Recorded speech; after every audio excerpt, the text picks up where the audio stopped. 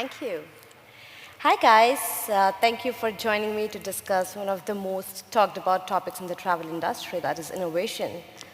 Whether the travel industry is facing a crisis or seeing a travel boom, whether an incumbent is trying to widen its horizon, or a hot tech startup is trying to make a difference, whether the goal is to make travel more sustainable or just provide the best trip ever to the traveler, innovation is always at the center.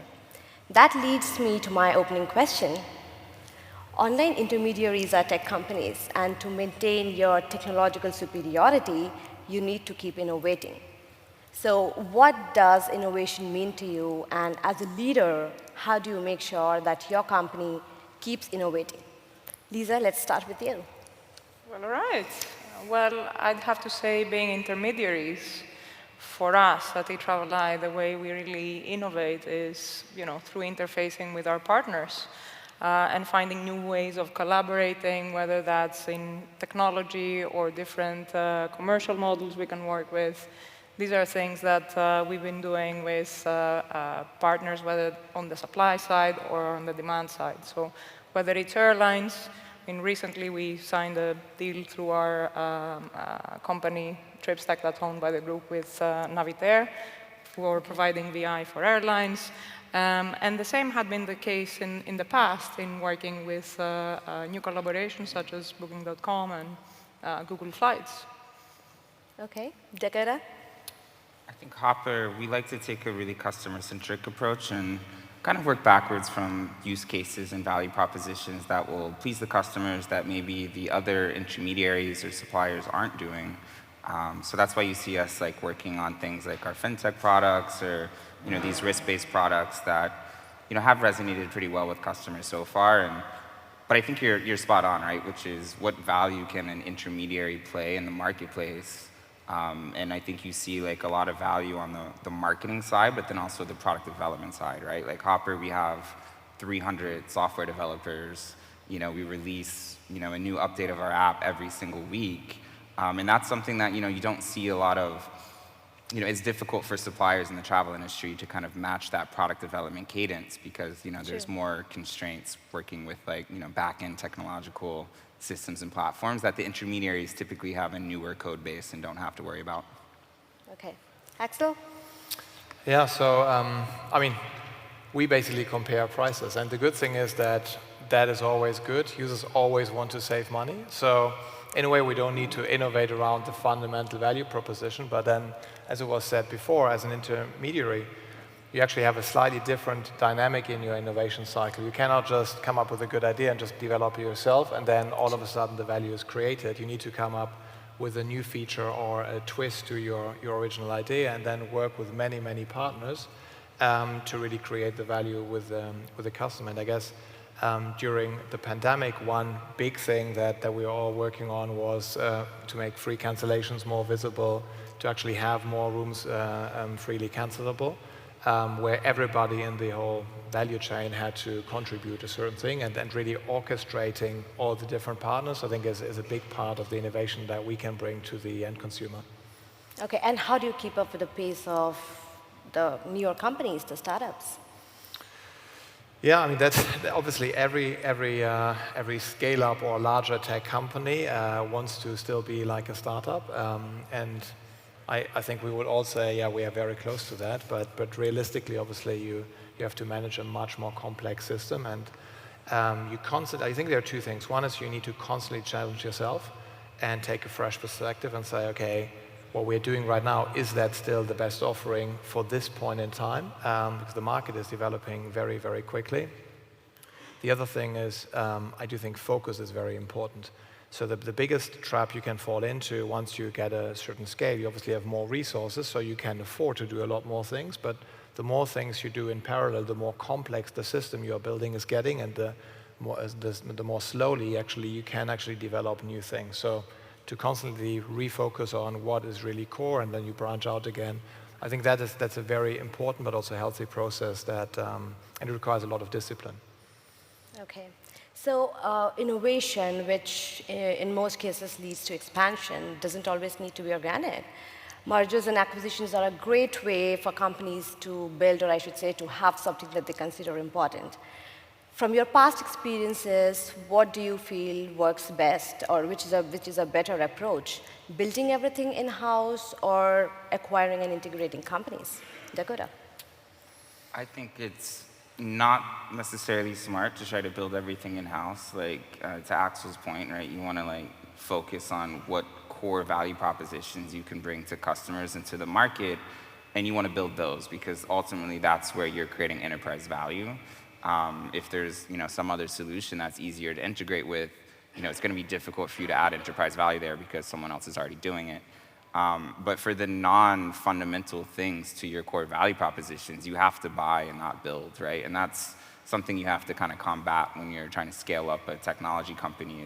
It's very easy to fall into that trap of trying to build every single feature and functionality. I mean, we all know like technology companies that have built their own version of Jira or their own version of like anti-fraud tools, and it's like you can't create enterprise value being the best at anti-fraud if you're not an anti-fraud company, right? So I think you just have to be like really laser focused on like in Hopper's case, right? What do customers come to Hopper for? How can we be the best in the world at that? And I forget who it is, but there's that phrase, right? If you can't be the best in the world at something, you shouldn't do it.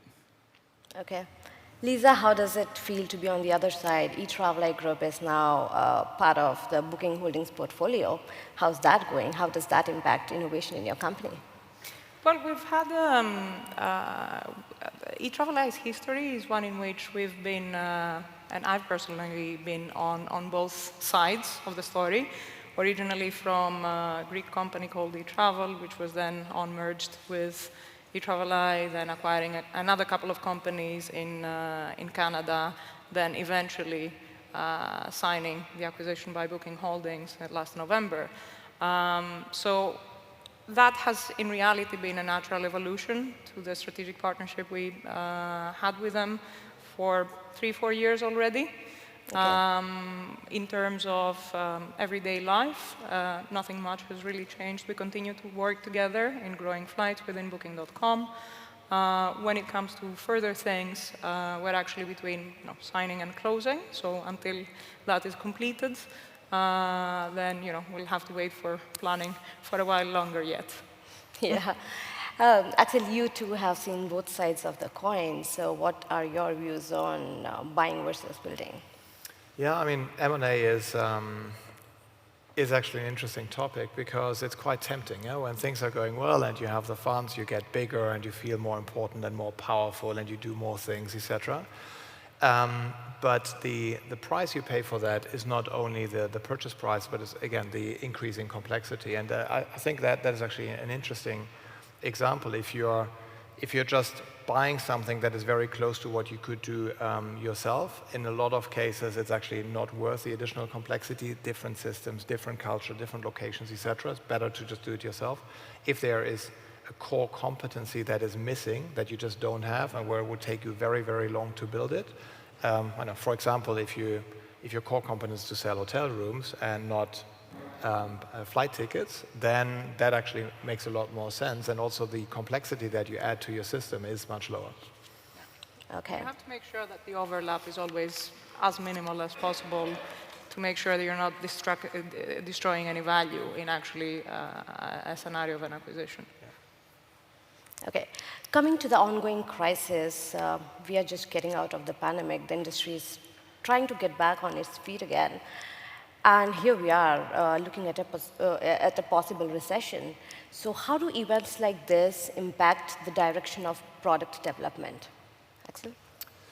Yeah, I mean, obviously you need to look 6, 12, 18 months into the future, because no matter what you want to offer to the user or the consumer in 12 months, you need to start to build at some point in time. You need to make changes. You need to change your messaging. And I mean, our view is that, I mean, just look at the world right now. I mean, travel, I guess we have all experienced it. It doesn't feel like a world in balance. Yeah? So there is a huge supply shortage pretty much everywhere. And it feels overheated, and obviously interest rates are going up. So we think that there will be a less strong market overall, that the economy will come down to a certain extent, and what does that mean for somebody comparing prices and helping people to save money? I mean, that's not necessarily a bad thing. So to us, that means that the cost consciousness of the consumer is likely to go up. If you compare prices every day at the petrol station in the supermarket, you're much more likely to compare prices more thoroughly when you are traveling, and that's what we are focusing our innovation power on. Okay. Lisa? Well, in terms of Etraveli specifics, and yes, on a macro level, we're headed into something that we probably all would like to avoid admitting. After 2.5 years of Corona, let's have our time for at least a few months. But yes, things are going to be a bit more difficult moving forward, especially into winter. Flight prices are already up as expected. Shortages are creating a lot of imbalances in scaling up and scaling down different types of businesses. On our part, we are on a path of growth. There's more and more that we're rolling out with Booking.com, and we see the rest in the same in the rest of our business. So we are way past 2019 levels. Okay. So there's healthy recovery there. And there's a number of, let's say, new areas that we've invested in within flights that are there to bring on the required growth. So in terms of pipeline, we haven't really made any changes. We remain focused on what we've been delivering all the way and up until now. Okay, so focusing on your core product. Exactly. Okay. Dakota? I'll answer that in a different way. A lot of tech companies are starting to anticipate a recession, right? Yes. And they're giving warnings on their profits and their earnings and implementing hiring freezes or layoffs or things like that, even though they haven't necessarily seen evidence of that. So I think that's something that's happened in the market now, which is like everyone sees the rising fuel and food prices and is anticipating like a tightening of the belt from the consumers, even though they're currently still spending pretty freely and above like even levels in 2019. So at Hopper, right, we're a venture-funded company. We're a private company. We have to adapt to the market conditions, and the market is saying one thing, right, which is like profitability matters a lot more now. Unit economics matter a lot more. Growth matters a little bit less. Late-stage venture capital is closed. Like there are no deals being done. So we have to take a look. I mean, thankfully, Hopper raised quite a bit of money last year. We have to take a look and say, okay, like a recession might be coming in the next 6 to 12 months. Rates will continue to increase, presumably until inflation is under control. We have to take that money, continue to innovate on behalf of our customers and capture market share, but we have to do it in a way that leads, eventually to profitability that doesn't have a, implicit assumption that we will be able to raise more money again freely or as freely as 2021 or 2020. On the positive side, there's an intense competition, especially in North America, which is where Hopper is predominantly based, for software development talent. Prices were getting very, very high. It's the tightest labor market, in the last 100 years over there.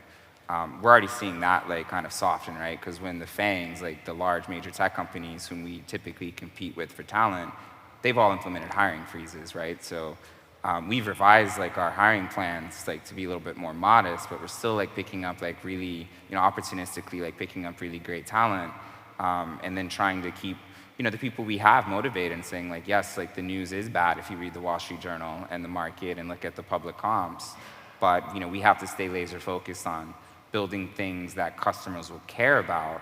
And I think in a recession, similar to most of the time, right? Customers care about saving money, they care about transparency, trust, fairness, like getting a great deal. Like those are all things that Hopper was built on. So hopefully we can leverage that to capture market share even in a downturn environment, just like we did during COVID.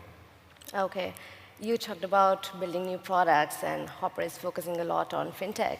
So the question that comes to everyone's minds is Hopper an OTA anymore, or are you pivoting toward becoming a FinTech company? I think ultimately we're both, right? Like I like to say we're a travel agency and financial services provider. So, we're selling, $4 to $5 billion of travel per year in flights and hotels and car rentals, via the app and also our partnership with Capital One. Similarly, though, we have like that suite of risk-based products which are hanging from the ceiling right there. I see that. we're taking tens of millions of dollars of financial risk to offer those to the consumers. So that's like the commonality that they have is like we're using our data to price the risk, and we're taking the risk on our balance sheet, and we're selling them to users in our app, on Capital One Travel, and even through third parties. So that's where you see like the two different businesses kind of diverging a little bit. And internally, we're even structured that way. So we have like a travel agency business unit, and then we have a separate FinTech business unit, because even the talent and skills of the team are very different, right? Yes. So that like allows us to work, on both directions simultaneously. Okay. Yeah. Cool. We are almost running out of time, so I just have this last question for you. Which company in or outside travel do you feel is really innovative, and why? We'll start with you, Dakota. The first one that came to mind was TikTok. We're like obsessed with TikTok, their algorithm. It's like one of the only companies that's actually showing you things you didn't know you wanted To see. Yeah, I mean, most algorithms, if we're being honest, are just based on like observing historical data and then showing you something that's similar to what you liked. Netflix's recommender algorithm is just person likes murder mysteries, let's show you more murder mysteries, right? TikTok's like, they don't know anything about you, and they're like, wow, things. nailed it, hit it, couldn't have asked for this if I wanted to. So I think, we obviously see them taking over social media. Okay. Lisa. Well, let's have some love in the panel. So I love the way how you guys innovate in terms of how you're repackaging something and putting it out in the market with a far better user experience than what has been the case up until now, in terms of what you offer toward the consumer. Lisa knows how to flatter me. Excellent. I have to admit, I wanted to do the same trick, so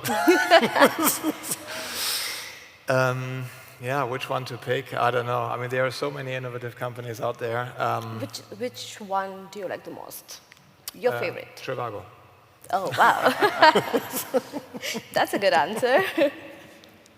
Thank you so much, ladies and gentlemen, Axel, Lisa, and Dakota.